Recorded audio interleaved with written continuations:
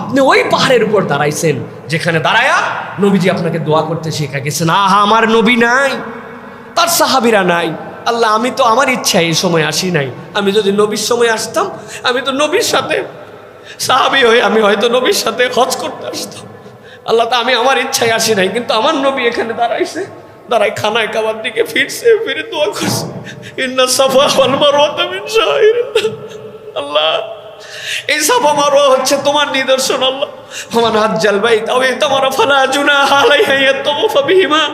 আল্লাহ, কিয়ামত পর্যন্ত কেউ হজ করবে, উমরা করবে, আল্লাহ এর মধ্যে দৌড়াদৌড়ি করার মধ্যে অকল্যাণ নাই, বরকত আছে। আল্লাহ, আমি নবীর সাথে আসি নাই, নবীর সময় আসি নাই, কিন্তু আমি এই জায়গায় দাঁড়াই খানায় খাওয়ার দিকে মুখ ফিরে। আল্লাহ, তুমি তোমার নিদর্শনের সামনে দাঁড়াই করেছি, ইন্না সাফা বলছো, ওই সাফার উপরে আমি এখন দাঁড়াইছি। আল্লাহ, আমি কোরআনের আয়াতের নিদর্শনের উপর দাঁড়ায় আমি সাক্ষ্য দিচ্ছি। এটা যদি আপনার হৃদয় থেকে না আসে, এই হুদা খালি দৌড়াইছেন, এই ফিল তো আপনার হবে না। আল্লাহ এই জন্য বলছেন, হজের সফর প্রতিটা মুহূর্তে তোমার জন্য হচ্ছে আল্লাহ রাব্বুল আলামিনের কাছে তোমার অনুভূতির সফর। আল্লাহ রাব্বুল আলামিন বলছেন, ইন্না আউওয়ালা বাইতি উদিআ লিন-নাস। দুনিয়ার মানুষ তোমাদের জ্ঞান সীমিত, কিন্তু আমি রব্বুল আলামিন জানি। জেনে আল্লাহ রাব্বুল আলামিন বলছেন, দুনিয়ার বুকে প্রথম মানুষের জন্য যদি কোনো ইবাদত গৃহ নির্মাণ হয়, ওটা বাইতুল মুকাদ্দাস নয়। আল্লাহ বলছেন, আমি রব্বুল আমিন তোমাদের জন্য জানাচ্ছি লাল্লাযী বিবাক্কাতা মুবারাকা। আল্লাহ বলছেন, ওটা পবিত্র বাক্কা তথা মক্কার ভূমিতে আল্লাহ রব্বুল আলামিন প্রথম কোন গৃহকে দুনিয়ায় নির্মাণ করেছেন। ইহুদিদের জবাব আল্লাহ রব্বুল আমিন দিয়েছেন। আল্লাহ বলছেন, তোমাদের জ্ঞান ইব্রাহিম আলাইহিস সালামের ওই পর্যন্ত, তোমরা এর আগ পর্যন্ত তোমরা খবর জানো না।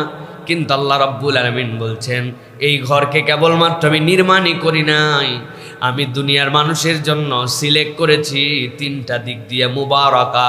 এইটা হচ্ছে বরকতপূর্ণ, 2 নম্বর হচ্ছে হুদা, এইটা হচ্ছে দুনিয়ার মানুষের জন্য পথ প্রদর্শন, আর 3 নম্বর হচ্ছে আল্লাহ রাব্বুল আলামিনের কাছে মকবুল একটা ইবাদতের স্থান। আল্লাহ কোরআনুল কারীমের মধ্যে এই জন্য বলছেন, ইন্না আউওয়ালা বাইতি উদিআ লিন-নাস লাল্লাযী বিবাক্কাতা মুবারাকান ওয়া হুদাল লিল আলামিন। আল্লাহ বলছেন, এটা জগৎ সমূহের জন্য, কেবলমাত্র এরকম নয়, দুনিয়ার জন্য। আলম মানে কেবল দুনিয়া নয়, এই মহাবিশ্বের যা কিছু আছে। আল্লাহ রাব্বুল আমিন বলতেছেন, মহাবিশ্বের সূর্যের তুলনায় পৃথিবী অনেক ছোট, আবার সূর্য অনেক স্টারের তুলনায় একদম নগণ্য। কিন্তু আল্লাহ বলছেন, পুরা জগতের জন্য এই ঘরটা আল্লাহর কাছে এত মূল্যবান যে পুরা জগৎ সমূহের জন্য আল্লাহ এই ঘরকে হুদা বানায় দিছে। আল্লাহ রাব্বুল আমিন বলছেন, কেন এটার মধ্যে আমি রব্বুল আলামিন এত মর্যাদাশীল করলাম, কিভাবে এটার মধ্যে আমি তোমাদের জন্য মুবারাকা ঢুকায় দিলাম। আল্লাহ বলছেন, ফিহি আয়াতুম বাইনাতুম মাকামু ইব্রাহিম।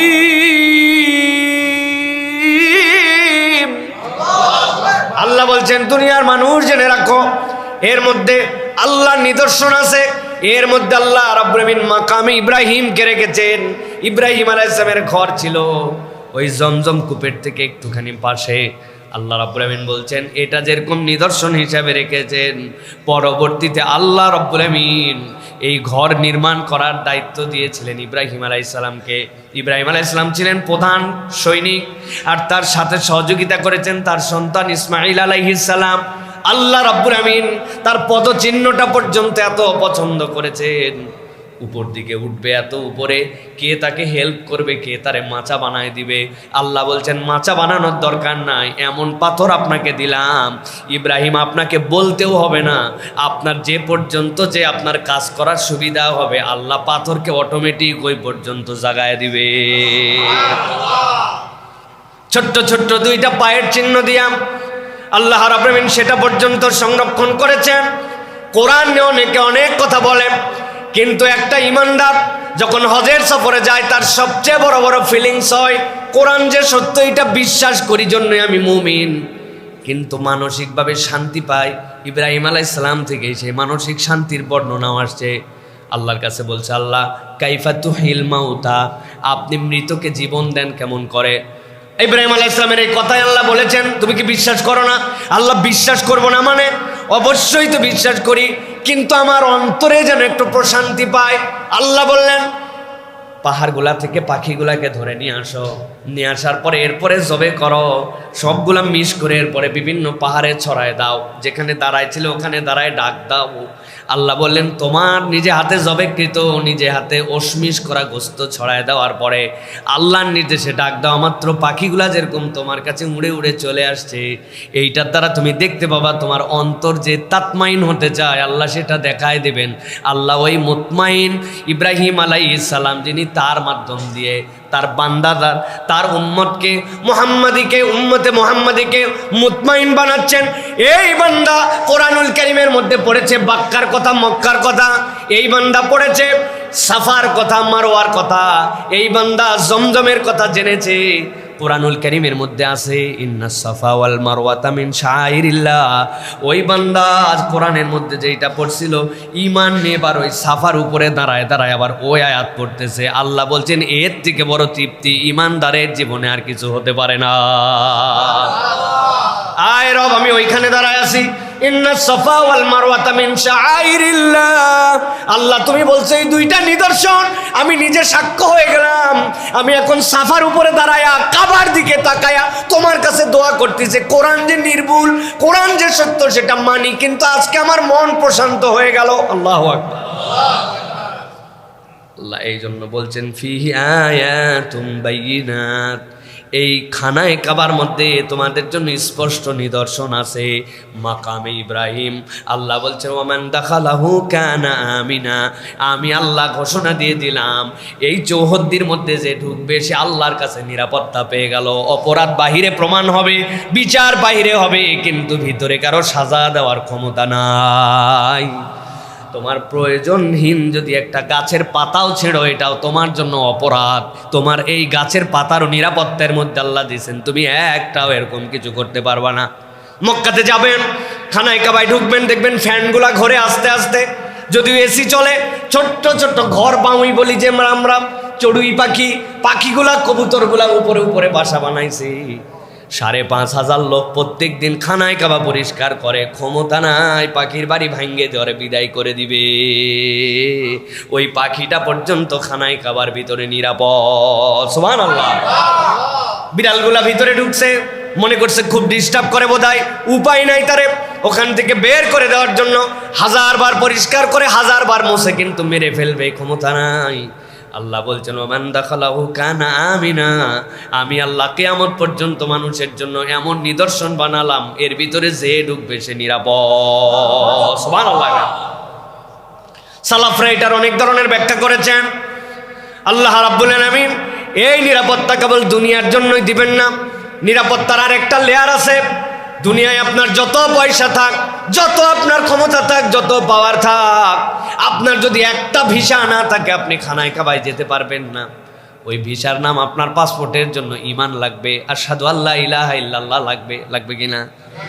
যত টাকা থাক যাওয়ার কোনো ক্ষমতা নাই। আল্লাহ বলছেন এইটা তোমার জন্য এমন একটা সার্টিফিকেট, এমন একটা ভিসা, যেইটা থাকলে তুমি ওর ভিতরে ঢুকতে পারো।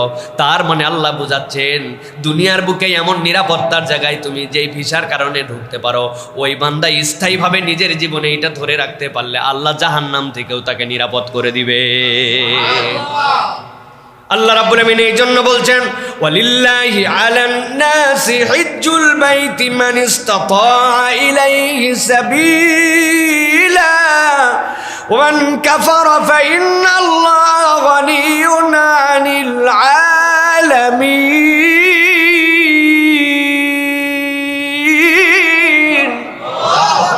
আল্লাহ বলছেন ক্ষমতা যদি তোমার থাকে, যাওয়ার মতো কেবল সামর্থ্য যদি তোমার হয়ে যায়, হেলা করো না, দেরি করো না, অপেক্ষা করো না। আল্লাহ বলছেন আল্লাহর ঘরের মধ্যে হজ করার জন্য চলে দাও। যাওয়ার সামর্থ্য যদি থাকে, আসারটা আল্লাহ বলেন নাই, যাওয়ার ক্যাপাসিটি দেখলে চলে যাও। আল্লাহ বলছেন এটা আল্লাহর পক্ষ থেকে তোমাদের জন্য বড় বেশি অফার। মনে করো না হজ করে তুমি আল্লাহর বিরাট কিছু করে ফেলতেছ। এই বোধ যদি তোমার থাকে তুমি বোকার স্বর্গের মধ্যে বাস করতেছ। আল্লাহ নিজের পরিচয় দিচ্ছেন, ওয়ামান কাফারা ফাইন্নাল্লাহা গনিয়্যুন আনিল আলামিন। আর তোমার রব এমন গনি, কেউ যদি যেতে না চায় না যাক, আল্লাহ দুনিয়ার দিকে মুখাপেক্ষী নয়। তার মানে হজ করো তোমার স্বার্থেই, তোমার উন্নতির জন্য, তোমার কল্যাণের জন্য। এই জন্য প্রিয় ভাইরা, হজ মোস্ট সিগনিফিক্যান্ট একটা আমাদের ইবাদত। সবচেয়ে আল্লাহ রাব্বুল আলামিনের পক্ষ থেকে বান্দাদের জন্য বেস্ট উইশ। আল্লাহ রাব্বুল আলামিনের পক্ষ থেকে ইমানদারদের জন্য সবচেয়ে ভ্যালুয়েবল গিফট হচ্ছে কোন ইমানদার হজ করেছে। আসলে মুমিনের জীবনে তার যে মনোবিকাশ, তার যে মেন্টাল হেলথ, তার যে মনের বড়ত্ব, হজ না করলে এইটা বান্দার জীবনে, ইমানদারের জীবনে বড়ত্ব আসে না। কেননা আল্লাহ রাব্বুল আলামিন এখানে সামগ্রিকভাবে এমন একটা সম্মেলন ঘটান, সে বহু রূপ, বহু কালচার, বহু অ্যাটিটিউড, বহু বর্ণ, বহু গোত্র, বহু এলাকা, বহুবিধ আচরণের মানুষ সে সেখানে দেখতে পায়। তখন সে বুঝতে পারে আমি তো কুয়ার ব্যাঙ না, আমি তো মহাসাগরের প্রতিনিধিত্ব করতেছি।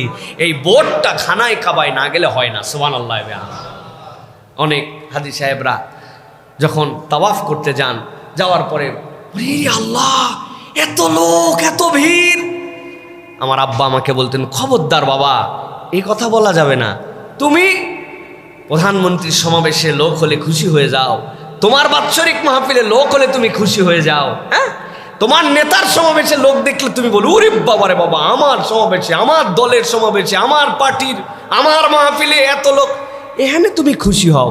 আর এখানে আল্লাহর দলের লোক দেখে তোমার ভয় করে কেন? তুমি বরং বলো সুবহানাল্লাহ, আল্লাহর দলে এত লোক, আমিও শামিল হয়ে গেলাম, দেখবা তোমার সব কাজ সহজ হয়ে যাবে। সুবহানাল্লাহ। অতএব প্রিয় ভাইয়েরা, এই বোধ, এই ভালোবাসা, এই ফিলিংস হজে না গেলে জাগ্রত হয় না। আমরা আসলে হজের মাধ্যমে কি অর্জন করি? আমি কি নোট হিসাবে বলবো, 6টা জিনিস আমরা হজের মাধ্যমে অর্জন করি। হজের মাধ্যমে ব্যক্তির মানসিকতার প্রশস্ততা লাভ হয়, যেটা অন্য কোনো মাধ্যমে এই প্রশস্ততা আসে না। 2 নম্বর, বৃহৎ মানব গোষ্ঠীর সকল জাতি, ধর্ম, বর্ণের মানুষজনের সাথে এক জায়গাতে মিলন হয়, যেটা হজ ছাড়া আর কোনো সমাবেশে হয় না। 3 নম্বরে, বর্ণগত, ভাষাগত, দেশগত, জাতিগত হিংসা, বিদ্বেষ, রেষারেষি মানুষ ভুলে যায়, ভুলে যে আমি যে ইমানদার, আমার ইমানের ভ্রাতৃত্ব যে কত গুরুত্বপূর্ণ, এটা হজের সমাবেশ ছাড়া মানুষ অনুভব করতে পারে না। 4 নম্বরে, মুসলিম জাতির মাঝে পরস্পর আমরা যে বিভিন্ন অঞ্চলগত পার্থক্যের কারণে আমরা যে আসলে দূরে নয়, বরং আমরা সকলে এক, এই ফিলিংসটা হজের সফরে হয়। এরপরে যেটি হয় সেটা হচ্ছে জাতিগত হিংসা আমাদের মধ্যে, জাতীয়তাবাদ আমাদের মধ্যে, এইগুলো আমাদেরকে বিভিন্ন গোষ্ঠী প্রীতিতে নিয়ে আসছে, এখান থেকে বান্দা বেরোতে পারে। সর্বশেষ, আমার রব যে কত মহান, এই রবের মহানত্ব নিজের চোখ দিয়ে এই জায়গাতে দেখা যায়। সুবহানাল্লাহ। অতএব প্রিয় ভাইয়েরা, এটা হচ্ছে আমাদের জন্য হজের অন্যতম আল্লাহ রাব্বুল আলামিনের পক্ষ থেকে দেওয়া নিদর্শনের একটা। এবার আমরা যে প্রসঙ্গে কথা বলতে চাই সেটা হচ্ছে, কেন হজে যাচ্ছি? একজনকে যদি বলা হয় কেন হজে যাচ্ছেন, সে নানান উত্তর দিতে পারে। আমি সওয়াব কামাইয়ের জন্য যাচ্ছি, আল্লাহ টাকা পয়সা দিছে, শেষ বয়সে হজ ফরজ হয়েছে, তাই হজে যাচ্ছি। আসলে আপনি হজে কেন যাচ্ছেন, এই নিয়তটা জানা এবং শেখা আমাদের জন্য অনেক গুরুত্বপূর্ণ। কেননা বান্দার জীবনে নিয়তের দাম সবচেয়ে বেশি। এটা যদি আমাদের ক্লিয়ার না হয় তাহলে হজ হয়ে যায়, কিন্তু আমরা দেখি এই মানুষের মধ্যে অনেক ধরনের আচরণ, তারপরেও পরিবর্তন হয় না। হজ কেন যাচ্ছি আমরা যদি দেখি, কুরআনুল কারীম আমাদেরকে যে কথা বলছে সেটি হচ্ছে যে হজে মূলত আমরা যাচ্ছি আমিত্বকে বিসর্জন দিয়ে মানুষ হিসাবে নিজেকে দ্বিতীয়বার পূর্ণতা দিতে। আমি মানুষ, হাত পায়ে মানুষ, চোখ কানে মানুষ, নামে মানুষ, পরিচয়ে মানুষ, কিন্তু মানুষের যে একটা পূর্ণতা আছে, তার আত্মিক যে একটা চূড়ান্ত স্বকীয় উপস্থাপন আছে, সেটা হজ ছাড়া হয় না। সেটা কিভাবে হয়? আমিত্বের বিসর্জন দিয়ে মানুষ হিসাবে নিজেকে পূর্ণতা দেওয়ার জন্য হজের সফর। দেখেন আল্লাহ কি বলছেন। আল্লাহ রাব্বুল আলামিন বলছেন, আল হাজ্জু আশহুরুম মা'লুমাত হজের মাসগুলো সুবিদিত। ফামান ফারাদা ফীহিন্নাল হজ্জ ফালা রাফাসা ওয়ালা ফুসুকা ওয়ালা জিদালা ফিল হজ্জ ওয়ামা তাফআলু মিন খায়রিন ইয়ালামুহুল্লাহ। আল্লাহ বলছেন, ও দুনিয়ার মানুষ, হজের মাসগুলো সুবিদিত, ভালো করে খেয়াল করেন। কেন হজে যাচ্ছে এটা আমি বুঝি না। আল্লাহ রাব্বুল আলামিন বলছেন, হজের মাসগুলা নির্ধারিত। হজের মাস মূলত তিনটা, হজের 3 তারিখ আলাদা। হজ 9 জিলহজে হয়, সেটা ইয়াউমুল আরাফাতে। কিন্তু হজের মাসের মধ্যে আল্লাহ বলছেন, তুমি যে একটা মানুষ হিসেবে নিজেকে পূর্ণতা দিতে যাচ্ছ, তার জন্য তোমাকে বুঝতে হবে। আল্লাহ বলছেন, ফামান ফারাদা ফীহিন্নাল হজ, তোমাদের করে যদি হজ ফরজ হয়ে যায়, আল্লাহ বলছেন আমি দায়িত্ব দিলাম, ফালা রাফাসা, তুমি আর কোনো রকম রফাস, অশ্লীলতা, অসভ্যতা, এটার সাথে তোমার কোনো সম্পর্ক থাকবে না। ওয়ালা ফুসুক, আল্লাহ রাব্বুল আলামিনের সুস্পষ্ট যে নির্দেশনা, ওই নির্দেশনা থেকে তুমি ফিস করতে পারবে না। আল্লাহ যা করতে বলেছেন সেখান থেকে দূরে আসো, যা নিষেধ করেছেন সেটাও করো। আল্লাহর প্রকাশ্য বিরোধিতা করা হচ্ছে ফাসেকি করা, এইটার সাথে তোমার সম্পর্ক থাকবে না। 3 নম্বরে আল্লাহ বলছেন, ওয়ালা জিদালা ফিল হজ, ঝগড়া বিবাদ তোমার জীবনে আর থাকবে না। এইটা কেবল হজের দিনে নয়, আল্লাহ বলছেন হজের মাস সমূহে তোমার জন্যই প্র্যাকটিস। এই বান্দার কোনো প্রস্তুতি নাই, কেবলমাত্র এয়ারপোর্টে গেছে, জামা কাপড় খুলে এহরামের কাপড় পরে রওনা হয়েছে। আগে তারও যাও গরম কম ছিল, এখন এহরাম পরার পরের থেকে চূড়ান্ত গরম, ভাবই আলাদা, হজে যাচ্ছি। কারণ কি, আগের কোনো প্রস্তুতি নাই। হজে কেন যাচ্ছে এই তবিয়তটা তার মধ্যে গড়ে ওঠে নাই। এহরামের কাপড় একমাত্র হজের জন্য আপনার সিম্বল নয়। আল্লাহ বলছেন, এই 3টা অ্যাক্টিভিটিস যার জীবনে ত্যাগ আছে, তার জন্য হজের প্র্যাকটিস শুরু। আল্লাহ রাব্বুল আলামিন এরপরে বলছেন, দুনিয়ার মানুষ জেনে রাখো, ওয়ামা তাফআলু মিন খায়রি ইয়ালামুহুল্লাহ, তুমি যা কিছু কল্যাণকর করো, যিনি জানেন তিনি তোমার রব। আল্লাহ বলছেন, এবার আসো, ব্যাগ গুছাও, ব্যাগ গুছাও, ওয়াতাজাওয়াদু, ব্যাগ গুছাও। আল্লাহ বলছেন ব্যাগ গুছাও।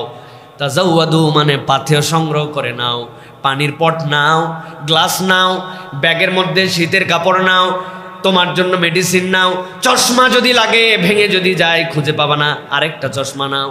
চোখের মধ্যে ইনফেকশন হয় এই জন্য ড্রপ নিয়ে নাও, পা ফেটে যায় জন্য ভ্যাসলিন নিয়ে নাও, তোমার যা যা লাগবে নাও। তবে আল্লাহ বলছেন, জেনে রাখো, ব্যাগ ভর্তি যা নিছো, আরেকটা ব্যাগ আলাদা করে ভর্তি করে নিও। আল্লাহ বলতেছেন, ফা ইন্না খায়রাজ যাদিত তাকওয়া, তোমার উত্তম পাথেয় হচ্ছে আল্লাহ ভীতি। যেই হজের মধ্যে সব আছে, ব্যাগ সুটকেস ভর্তি, কিন্তু আল্লাহর ভীতিতে তোমার জীবনে রফাস মুক্ত হয় নাই, ফুসুক মুক্ত হয় নাই, জিদাল মুক্ত হয় নাই। আল্লাহ বলছেন, এই বাহ্যিক ব্যাগ ভর্তি হজ তোমাকে কিছু প্রশান্তি দিতে পারে, কিন্তু তোমার আত্মার পরিবর্তন দিবে না। আল্লাহ রাব্বুল আলামিন বলছেন, ওয়াত্তাকুনি ইয়া উলিল আলবাব, আল্লাহ বলছেন, ও জ্ঞানওয়ালারা, আল্লাহকে ভয় করে চলো। তোমার পাথেও তুমি যাই নাও না কেন, যদি আল্লাহকে ভয় করার পাথেও তোমার জীবনে না থাকে, এই হজের কোনো মানে নাই।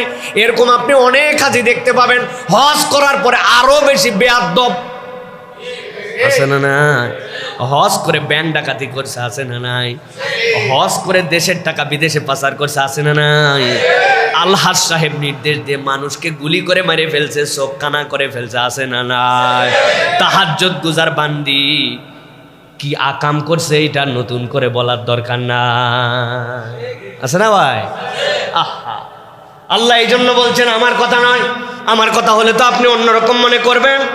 আল্লাহ রাব্বুল আলামিন এই জন্য বলছেন, ওয়াত্তাকুনি ইয়া উলিল আলবাব, তুমি যদি জ্ঞানওয়ালা হও তাহলে তোমার খোদা ভীতির পাথেওটা সবার আগে নাও। এই জন্য হজে যে যাবে তার হিসাব করতে হবে যে আমি কি আল্লাহকে ভয় করে সব কাজ করতেছি নাকি আমার অন্য কোনো উদ্দেশ্য আছে। যদি আল্লাহ ভীতি তার পাথেও হয়ে যায়, আল্লাহ বলছেন এই হজের বিনিময় জান্নাত ছাড়ার কিছুই নয়। সুবহানাল্লাহ। তাহলে মূলত হজ আমার কেন?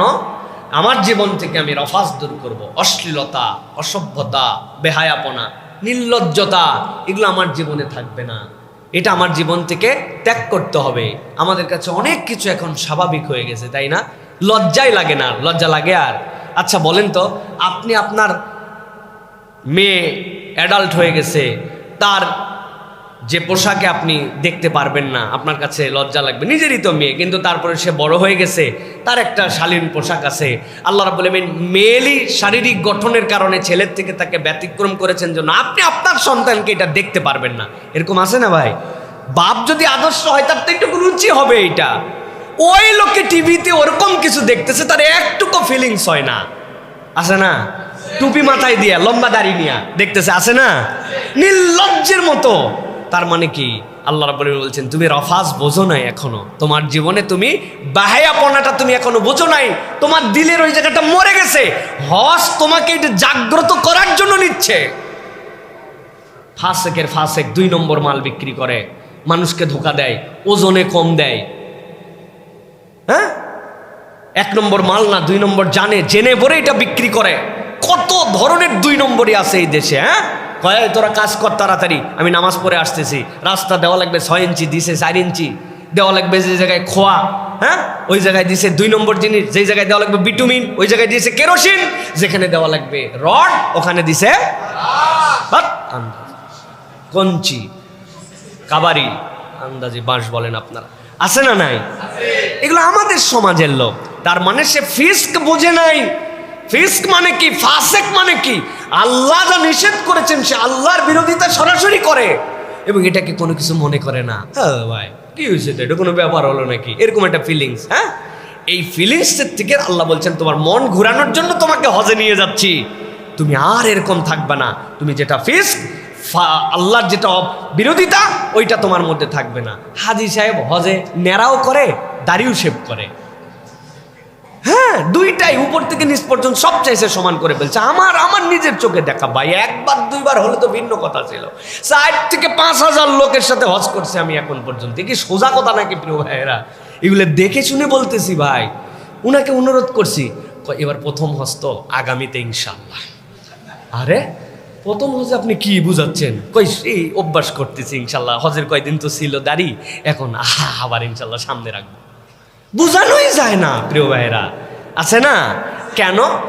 উনি হজের নিয়তের সময় বোঝে নাই যে আল্লাহ রাব্বুল আমিন আগেই তাকে বলেছেন ফালা রফাসা ওয়ালা ফুসুকা। বাবা, তুমি হজে আসতেছো, এই কাজ করা যাবে না, এটা করলে হজ থাকে না, এটা ঠিক করে তুমি আসো। তোমার ওয়াইফ পর্দা করে না। হ্যাঁ, তুমি কেমন হাজী সাহেব? হাজী সাহেব পরিচয় করা দিচ্ছে, হুজুর আমার মেয়ের জন্য দোয়া করবেন। তাকায় এত মাথাই খারাপ, নিচের দিকে ছাড়া তাকানো যায় না যে এই হাজী সাহেবের এই গেট আপ আর ওনার মেয়ের এই গেট আপ, কি সাংঘাতিক গেট আপ তার। একটা মুসলিম নারী এরকম পোশাক পরতে পারে না। উনি দোয়া চাচ্ছে হুজুরের কাছে ওনার মেয়ের জন্য। এরকম প্রচুর দেখা যায়, এয়ারপোর্টে দেখা যায়। প্রিয় ভাইয়েরা, আল্লাহ তাদেরকে হেদায়েত দেন। কিন্তু কেন হচ্ছে না? উনি বুঝেন নাই যে হজ তাকে ফিস্ক মুক্ত করার জন্য নিচ্ছে। উনি মনে করছে হজে যাচ্ছি আমি, মোটামুটি আল্লাহ টাকা পয়সা দিছে, করে আসি একবার, সবাই যায়, আমিও গেলাম একবার, হ্যাঁ না গেলে কেমন দেখা যায়, এই জন্য যাচ্ছে উনি। ওয়ালা জিদালা ফিল হজ, হজের পরে আপনার জীবনে কোনো সাংঘর্ষিকতা থাকবে না, ঝগড়া বিবাদ এগুলো তো সবসময় নিষিদ্ধ। কিন্তু হজের পরে আপনি পিউরিফাইড মানুষ, এইটা তার মন মানসিকতার নেই। এই জন্য হজের মধ্যে যেও ঝগড়া করে। হজের মধ্যে যে ঝগড়া হয় এটা নর্মাল জায়গায় এত ঝগড়া হয় না, সেটা সামনে বলবো ইনশাল্লাহ। তাহলে প্রিয় ভাইয়েরা, হজে যাচ্ছি মূলত আমরা পিওর মানুষ হতে, 3টা স্বভাব পরিবর্তন করার জন্য। কয়টা? রফাস, ফিস্ক, জিদাল, এই 3টা থেকে মুক্ত হওয়ার জন্য, আল্লাহর কাছে নিবেদন দেওয়ার জন্য আমি হজে যাচ্ছি। এটা হচ্ছে হজে যাওয়ার উদ্দেশ্য। এবার চলেন হজের সফরে আমরা তালবিয়া পড়ি। হজের তালবিয়া আসলে কি? তালবিয়াতে আমরা কি বলি? প্রত্যেক রাষ্ট্রের একটা ন্যাশনাল অ্যানথেম আছে, জাতীয় সঙ্গীত আছে। প্রত্যেক দল পর্যন্ত এখন তাদের দলের ব্র্যান্ডিং করার সময় তাদের একটা সঙ্গীত উপস্থাপন করে। মাদ্রাসাগুলো পর্যন্ত তাদের একটা গজল রাখে, যে ওই মাদ্রাসার নাম দিয়ে তাদের এটা, তাদের গজল এটা, আছে না নাই? আল্লাহ রাব্বুল আমিন বলছেন তোমার হজ, এই হজেরও একটা সঙ্গীত আছে, হজেরও একটা আল্লাহর কাছে স্লোগান আছে। ওই স্লোগানটার নাম হচ্ছে তালবিয়া। ওই স্লোগানের নাম কি? তালবিয়া। বান্দা যদি বুঝে ফেলতো যে সে তার তালবিয়াতে কি বলে, তাহলে হজ বোঝা তার কাছে পান্তা ভাত হয়ে যেত। কিন্তু বান্দা এই তালবিয়াটাও তোতা পাখির মতো বলে, নিজেও বলে না, উনার মুআল্লিম বলে লাব্বাইক আল্লাহুম্মা লাব্বাইক, উনি পিছে পিছে বলে, উনি নিজেও জানেন এটা বলে না। উনার যখন বলার প্রয়োজন পড়ে তখন মুআল্লিমকে বলে হুজুর একটু পড়েন না তালবিয়া, আমি পড়ি। মানে আপনি হাজিরা দিচ্ছেন আরেকজনের মাধ্যম দিয়া, আপনার রোল 42, আপনি দোস্তকে বলে গেছেন আমি গেলাম, তুই কিন্তু হাজিরার সময় লাব্বাইক দিস। আমাদের টেন্ডেন্সিটা এই টাইপের হয়ে গেছে প্রিয়। অথচ তালবিয়া আমাদেরকে কি শিখায় দেখেন, আল্লাহ রাব্বুল কি বলছেন। আপনি যখন বলেন লাব্বাইক আল্লাহুম্মা লাব্বাইক লাব্বাইক লা শারীকা লাক লাব্বাইক ইন্নাল হামদা ওয়ান নি'মাতা লাকা ওয়াল মুলক লা শারীকা লাক, বান্দা যখন তালবিয়ার মধ্যে প্রবেশ করে আল্লাহ রাব্বুল আমিনের কাছে এর থেকে বড় নিবেদন বান্দার জীবনে আর কিছু নাই। সে আল্লাহর কাছে বলতে চাল্লাম লাব্বাইক আল্লাহুম্মা লাব্বাইক, এই রব আমি আপনার কাছে হাজির। আই রব্বুল আমিন কেবল হাজির নয়, লাব্বাইক লা শারীকা লাক লাব্বাইক, আমার মন ভরে নাই আল্লাহ, আপনাকে আরেকবার আমি বললাম এমন রবের কাছে আমি হাজির যার কোনো শরীক নাই। রব্বুল আমিন শরীক তো নাই, মোটা দাগে বলে ফেলছি, কিন্তু শরীক যে নাই তার তিনটা জিনিস আপনাকে আলাদা করে বলে দেই। ইন্নাল হামদা, আয় রব্বুল আমিন দুনিয়াতে অনেকের প্রশংসা করেছি, নানান কারণে তেলবাজি করেছি, নানান কারণে তাদেরকে কৃতজ্ঞতা আদায় করেছি, করতেও হয়। কিন্তু আল্লাহ আজকে আপনার কাছে জানাচ্ছি যত কৃতজ্ঞতা হয় কৃতজ্ঞতার গোড়াটা আপনার কাছ থেকে, আপনার উপরে কৃতজ্ঞতা পাওয়ার কোনো হকদার নাই। ইন্নাল হামদা ওয়ান নি'মাতা, রব্বুল আমিন অনেক নিয়ামতের কৃতজ্ঞতা অনেকের কাছে আদায় করেছি, কিন্তু আমার জীবনের সব নিয়ামতগুলাই আপনার পক্ষ থেকে আসছে, আজকে এইগুলার মধ্যে আর কাউকে ভাগ দিব না। আল্লাহ আপনি হচ্ছেন সকল নিয়ামতের উৎস। লাকা ওয়াল মুলক, এই রব্বুল আমিন ক্ষমতা পাওয়ার দুনিয়ার বুকে দাপট, অনেকের অনেক কিছুতে আমি প্রভাবিত হয়েছিলাম, মনে করেছিলাম এর পিছে ছুটলে তার পেছনে গেলে আমি কিছু ক্ষমতা পাবো, আমার পজিশন বাড়বে। আল্লাহ আমি বুঝি নাই, কিন্তু আজকে আপনার কাছে কাফনের কাপড়ের ড্রেসে আপনার কাছে হাজির হয়ে বলতেছি লাকা ওয়াল মুলক, আপনি ছাড়া আর কোনো মুলুকের মালিক কেউ নাই। আল্লাহর কাছে এরপরে বলছে আল্লাহ এত যে বললাম তাও আমার মন ভরে নাই, আবার আপনার কাছে বলতেছি লা শারীকা লাক, এই তিনটা বিষয় যেটা বললাম এইগুলার মধ্যে কোনো শরীকানা নাই। বান্দা যখন এই তালবিয়া বুঝে বুঝে বলে তার জীবন থেকে শিরিক চলে যায়, রুবুবিয়াতের শিরিক চলে যায়, উলুহিয়াতের শিরিক চলে যায়, বান্দা তখন বিশুদ্ধ হয়ে যায়। আল্লাহ নবী বলতেছেন এই তালবিয়া যদি তার অন্তর থেকে একবার মুখে উচ্চারণ হয়, বান্দা যখন তালবিয়া পড়তে শুরু করে রাস্তার পাশের পাথর, তুমি যেটাকে পাথর মনে করো সে আর পাথর থাকে না, তোমার সাথে তালবিয়া পড়ে, গাছ তালবিয়া পড়ে, আসমান জমিন তখন ওই বান্দার সাথে তালবিয়া পড়তে থাকে। আল্লাহ তোমার বান্দা যে সাক্ষ্য দিয়েছে আমরাও সাক্ষী হয়ে গেলাম, তোমার বান্দার সাক্ষ্য সত্য। আল্লাহ বলছেন ওই বান্দা এই তালবিয়ার হালতে একবার যদি আল্লাহর কাছে হাজির হয়ে যায় আর হজ যদি তার মাবরুর হয়ে যায়, আল্লাহ বলছেন তার আর জান্নাতের মধ্যে কোনো পার্থক্য নাই। সুতরাং এই তালবিয়া আমাদের জন্য বিশাল বড় শিক্ষার বার্তা নিয়ে আসছে। আপনি বলছেন ইন্নাল হামদা, কিন্তু আপনি তেলবাজি করান অমুক তমুকের, ও নিয়ামতা বলছেন কিন্তু আল্লাহর নিয়ামতের প্রতি আপনার পূর্ণ আস্থা নাই। লাকা ওয়াল মুলক বলে আবার বলেন জনগণ ক্ষমতার উৎস, আপনি বলেন ভাই ওয়ান অফ দ্য পার্ট এইটা, কিন্তু আপনার এক্সট্রিম বিশ্বাস থাকতে হবে রব্বুল আলামিনই আপনাকে দিতে পারেন, আল্লাহ ছাড়া কেউ দিতে পারে না, ঠিক কিনা? এটা আপনার মনের মধ্যে প্রশস্ত জায়গার মধ্যে এটা থাকতে হবে। আল্লাহ বলছেন তালবিয়া এই জন্য এত দামি, আল্লাহ রাব্বুল আলামিন ওই বান্দাকে নিয়ামত দেন। এখন হাজী সাহেব সেই তালবিয়াও ভাড়াটিয়া লোক দিয়ে পড়ায়, একজন পরে উনি পিছনে পড়ে, উনি তালবিয়াই ঠিক করতে পারে নাই, হজে চলে যাচ্ছি আমি। এই জন্য হজের মাস 3টা আর হজের দিন ওই যে 5 দিন আপনার জন্য, এর জন্য আগের থেকে প্রস্তুতি নেওয়া লাগে। আল্লাহ রাব্বুল আলামিন তালবিয়ার এই শিক্ষাটা আমাদের জন্য গ্রহণ করার তৌফিক দান করেন। আল্লাহ নবী সাল্লাল্লাহু আলাইহি ওয়াসাল্লাম বলছেন মান হাজ্জা লিল্লাহ ফালাম ইয়ারফুস ওয়া লাম ইয়াফসুক রাজাকা ইয়াউমিন ওয়ালাদাতহু উম্মুহু, কেউ যদি আল্লাহর জন্য হজের নিয়ত করে এর মধ্যে যদি ফুসুক না করে, রফাস না করে, সে যেদিন ফেরত আসে মায়ের পেট থেকে বের হলে যেরকম বাচ্চার অ্যাকাউন্টে সোয়াবও নাই গুনাহও নাই নিষ্পাপ, আল্লাহ হাজীকে এরকম নিষ্পাপ করে প্রেরণ করেন। সুবহানাল্লাহ। এই নিষ্পাপত্ব মানে কি? এই নিষ্পাপত্ব মানে আপনি আল্লাহ রাব্বুল আলামিনের সাথে শিরিক করেন না, আপনি আপনার বিশুদ্ধ জীবনকে আবার বেছে নিয়েছেন, ফিসকের সাথে আপনার সম্পর্ক নাই, এটা আপনি শপথ নিয়ে আসছেন, আপনি আর কোনোদিন জেনে শুনে অসভ্যতার মধ্যে ঢুকবেন না, এটা আপনি ডিক্লেয়ার করেছেন। এইটা না আল্লাহ রাব্বুল আমিনের পক্ষ থেকে নিয়ামত। এই জন্য আমাদেরকে এটা বুঝতে হবে প্রিয় ভাইয়েরা। এরপরে যে বিষয়টি বলতে চাই, হজ আমাদের জন্য খুব দামি সফর, কিন্তু হজ আমাদের জন্য একটা অনুভূতির সফর। কিসের সফর? হজ হচ্ছে অনুভূতির সফর। ইবনুল কাইয়িম রাহিমাহুল্লাহ বলেন, ইবাদতের প্রাণ হলো দুইটা, একটা হচ্ছে শ্রদ্ধা আর একটা হচ্ছে ভালোবাসা।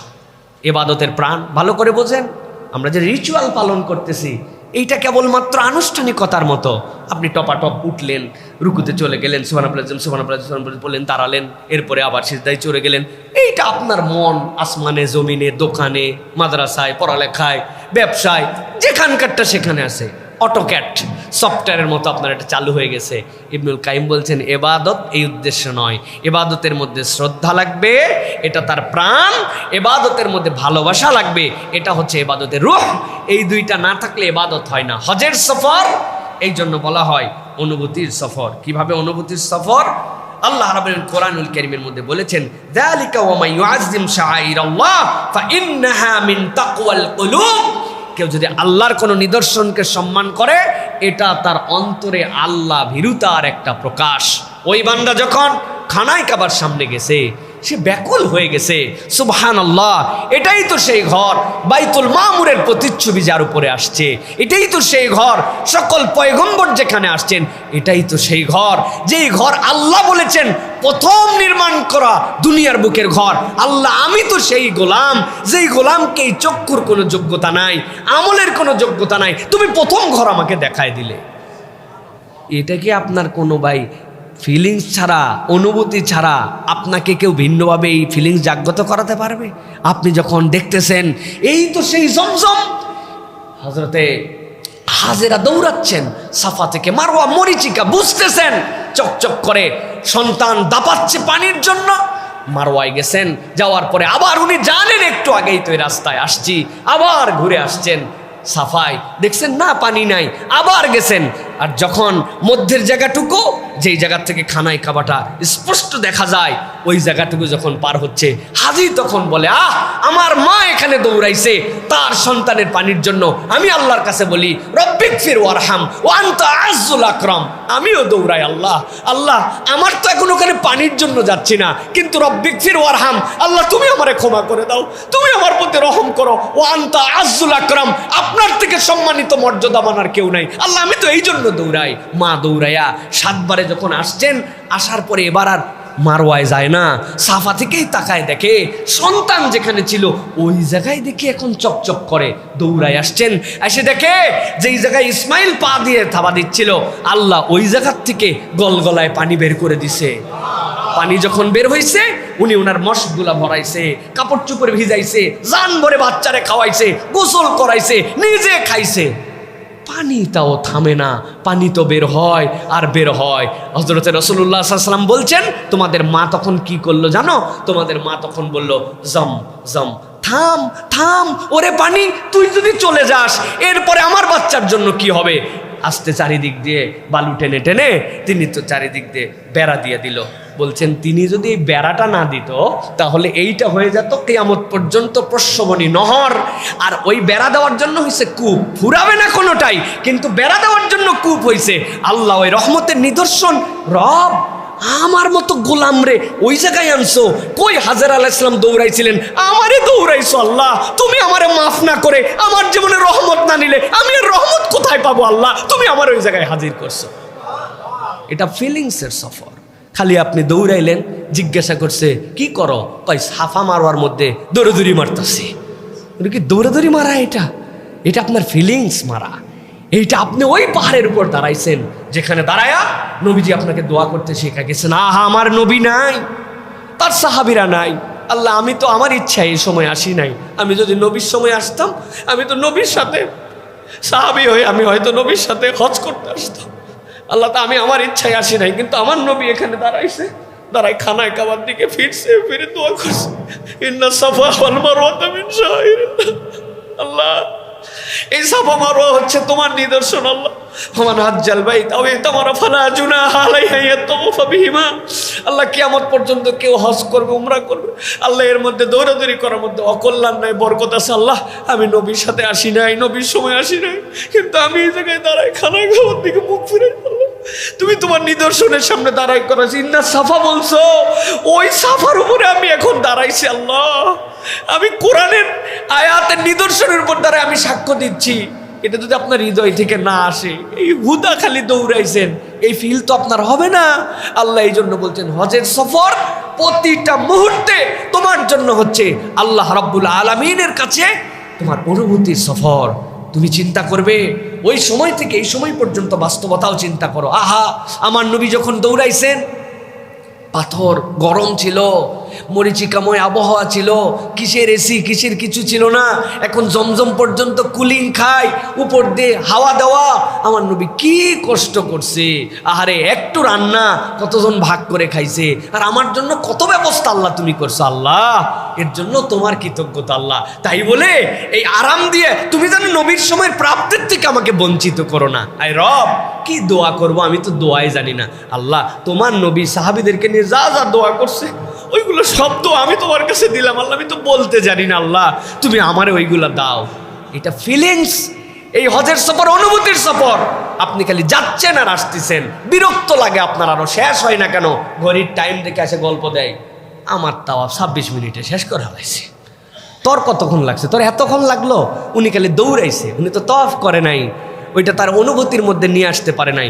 এই জন্য হজের সফর আপনার যে অনুভূতির সফর, হারামের ভূমি মিনা, মুজদালিফা, জমজম, হ্যাঁ আপনি কাবা, আপনি যা দেখতেছেন মুজদালিফা, সেখানে আপনি শুয়ে গেছেন। আহা, কোনো ভেদাভেদ আর নাই। মিনার তাবুতে একটুখানি ছিল, আরাফাতের তাবুতে একটুখানি ছিল, আলাদা ছিল, হোটেলে একটু আলাদা ছিল, কিন্তু আমি হজ শেষ করার পর যখন আমি মুজদালিফায় শুয়ে গেছি, কোনো তাবু নাই।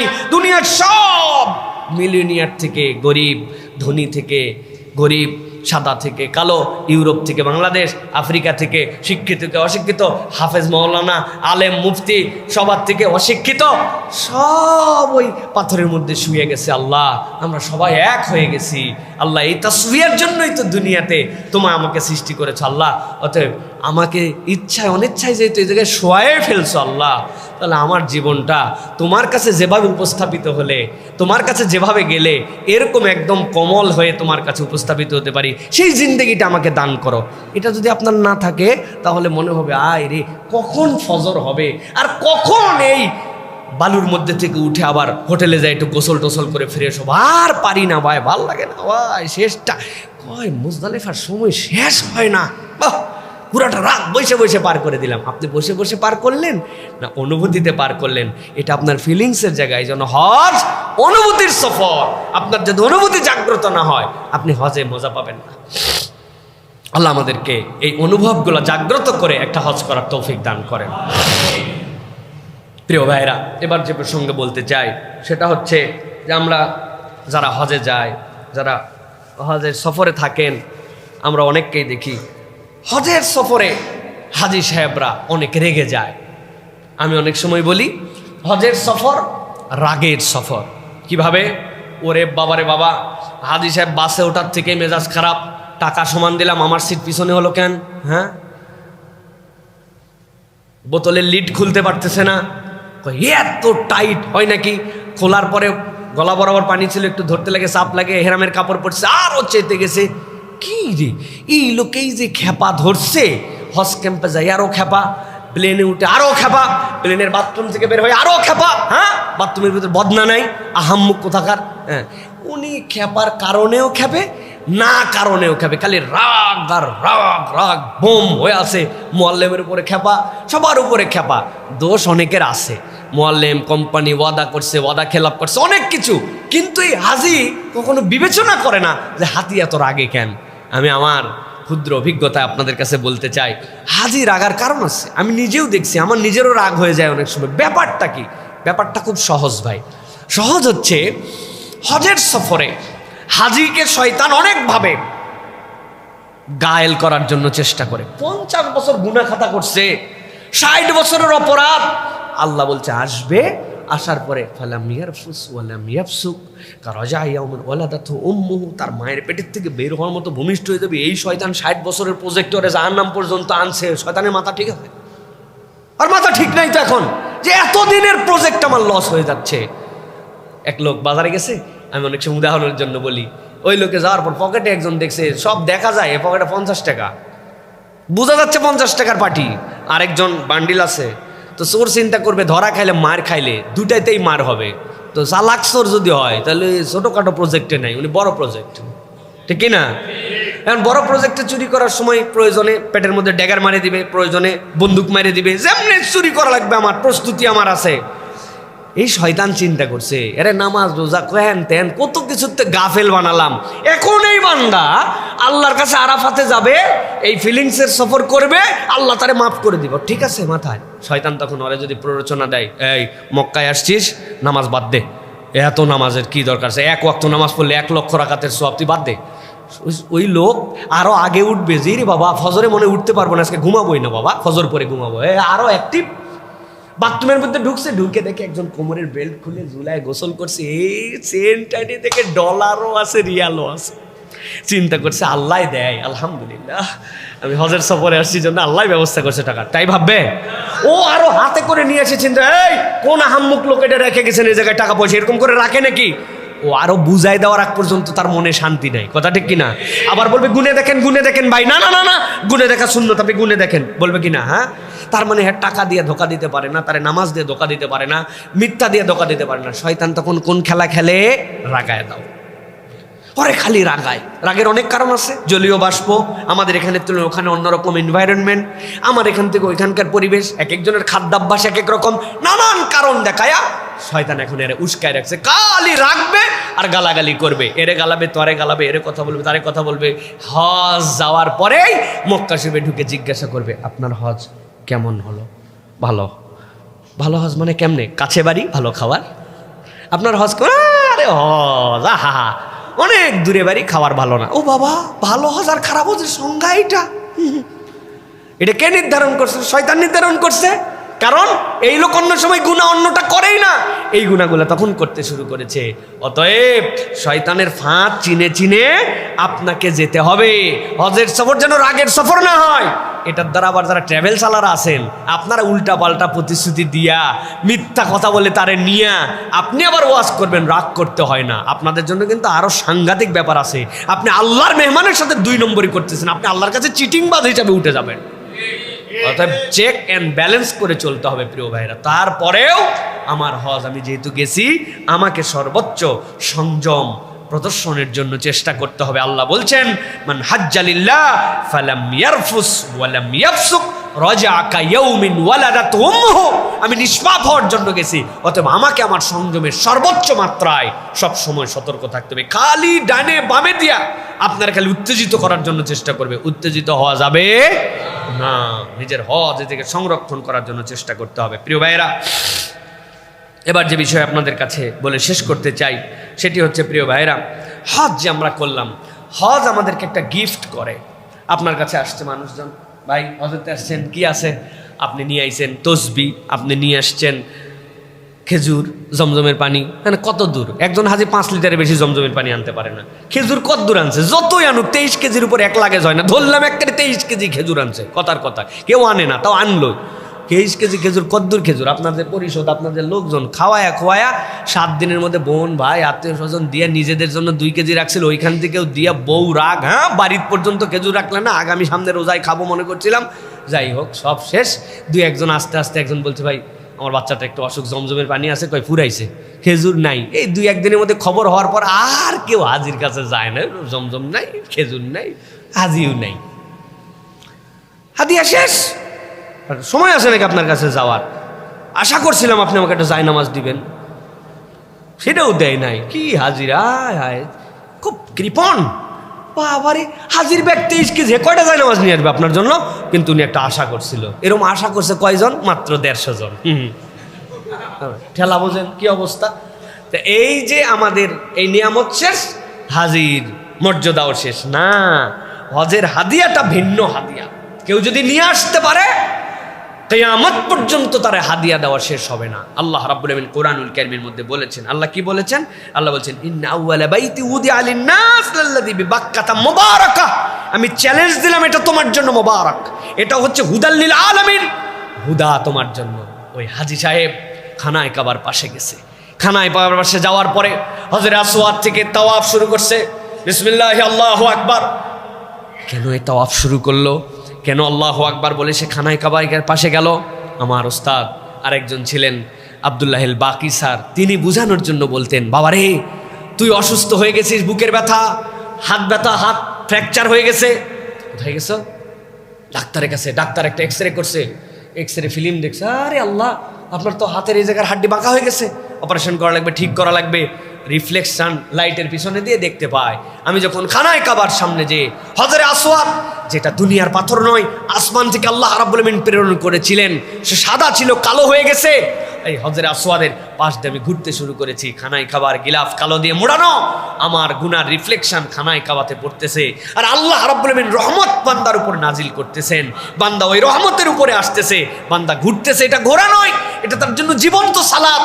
এই সময় কথা বলা, বিনা প্রয়োজনে সেলফিবাজি করা, অযথা অযথা আলাপ করা কিচ্ছু নাই।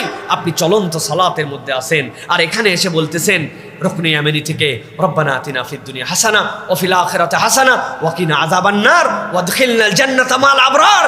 ইয়া আজিজু ইয়া গফফার ইয়া কারীমু ইয়া সাত্তার ইয়া রহিমু ইয়া জব্বার ইয়া খালিকু ইয়া বার।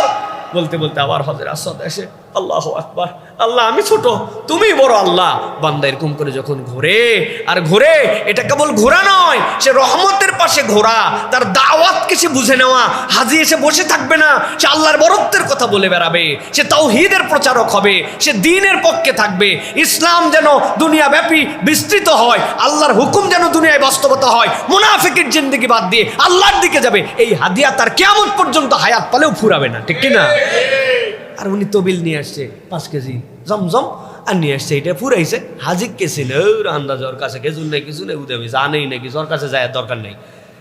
আমাদের অবস্থা তাই, কারণ আমি বুঝ করে আসতে পারি নাই, আমার তাওহীদ আমি ঠিক করে আসতে পারি নাই।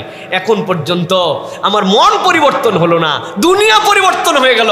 এখন পর্যন্ত আমি সেই এনতেনের সাপোর্ট করি, উমুক তুমুককে পছন্দ করি, তার মার উমুক তুমুকের আদর্শ আমার কাছে বাস্তবতা মনে হয়, আমার মন এখন পর্যন্ত স্বচ্ছ হয় নাই। তাহলে আপনার এই খানায় কাবার পাশে ঘুরাইয়া আপনার এক্স রেটা ভালো করে ওঠে নাই, আপনার ফিল্মটা দেখে ডাক্তার আসলে কিছু বুঝতেছে না। এই জন্য আল্লাহ বলছিলেন হজের সফরে যাওয়ার আগে 3টা সিদ্ধান্ত নিয়ে যাও, নিয়তটা পরিষ্কার করে যাও। অতএব হজের এই হাদিয়াটা আমাকে গ্রহণ করে নিয়ে আসতে হবে। হাজি বসবে না, হাজি ঘুরবে, হাজি আল্লাহর দাওয়াতকে পৌঁছায় দিবে, তার সারাউন্ডিং এর মধ্যে সে দ্বীনের জন্য চেষ্টা করবে। জীবন প্রত্যেকের নির্ধারিত, হায়াত শেষ, চলে যেতে হবে, কিন্তু আমি কদ্দূর পর্যন্ত আল্লাহর জন্য ডেডিকেশন রেখে যেতে পারছি, ওইটাই মানুষের আসল জীবন, ঠিক কিনা? ওই কথাটা সবচেয়ে বাস্তব কথা। যে সময় আমি আসছিলাম, ওই সময় আমি কাঁদছিলাম, সবাই হাসছিল, তাই না? আহা সাইফুল্লাহ হয়েছে, হ্যাঁ বড় ছেলে আমার আব্দুর রহিম হয়েছে, আব্দুল্লাহ হয়েছে, হ্যাঁ আমার ছেলে হয়েছে, আমার নাতি হয়েছে, সবাই খুশি। আর আমি দিছি কষা কান্দন, ওয়া ওয়া ওয়া, পাগল করে ফেলছি। কিন্তু আবার এমন একটা দিন আসবে আমি চলে যাব, ওই সময় কেউ দেখবে না, কিন্তু আমার হাসিটা আল্লাহর সাথে মিলনের হাসি। আর দুনিয়াবাসী অভাব বোধ করবে, আহারে এই লোকটা চলে গেল, আহারে এই মানুষটা হারাই ফেললাম, আহারে এই লোকটা থাকলে আরো কিছুদিন ভালো হতো, বলে কিনা এরকম লোক? আবার কতকের মরার পর আলহামদুলিল্লাহ বলে না মানুষ, হ্যাঁ মরার দোয়া আলহামদুলিল্লাহ। তো মানুষ যে বলে ইন্নালিল্লাহ না বলে আলহামদুলিল্লাহ বলে, কেন বলে? ওই যে আমরা ওই জীবনটা গঠন করতে পারি না। অথবা আমরা কোন জীবন গঠন করতে চাই? হজ আমাকে ওই তারবিয়াটা দেয়, তুমি আল্লাহর দিকে ঘুরবা, আল্লাহর জন্য ডেডিকেটেড হবা। হজের পরে হজ করেই যাচ্ছে মানুষ, এসেই যাচ্ছে মানুষ। 2 নম্বর আল হাজ, ব্যাংক চোর, নাম বললাম না, 7টা ব্যাংক খাই ফেলছে। উনার থেকে বড় হাজি কেউ নাই, রয়্যাল হাজি, রাষ্ট্রীয় হাজি, আছে না নাই? তা কেমনে কি হলো ভাই, বুঝলাম না তো, হলো না তো ভাই। আমরা তো তাহলে এটার সাথে কখনো সামগ্রিকভাবে আমরা হজ অনুভব করতে পারছি। আল্লাহ আমাদেরকে হজের এই বুঝ দান করেন, বল আল্লাহুম্মা আমিন।